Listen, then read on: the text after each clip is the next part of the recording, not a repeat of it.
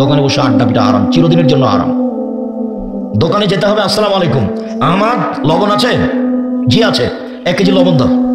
মরিচ আছে? হ্যাঁ 200 মরিচ দাও। বাস নেওয়া হয়েছে, টাকা দিয়ে দেন, আসসালামু আলাইকুম। আর ওখানে থাকতে পাবেন না। বসে আছেন, থাকেন কোন শরমে, কোন লজ্জায় থাকেন? পশু প্রাণী আপনি? গরু ছাগল আপনি? কুকুর শ্রীগাল আপনি? না আপনি মানুষ?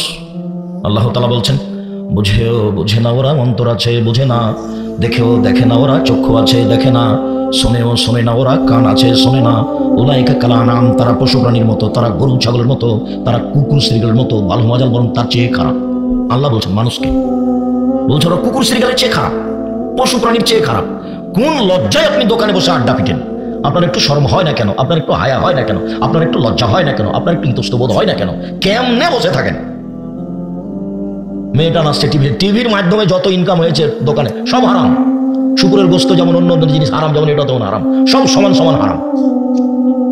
ওটা তো হারাম মাধ্যমে উপার্জন হয়েছে, কোটি টাকা ইনকাম, ওটা বৈধ হবে না। ও দিয়ে চাউল কিনে ভাত খেয়ে বাদাত কবুল হবে না, এই পথ বাতিল।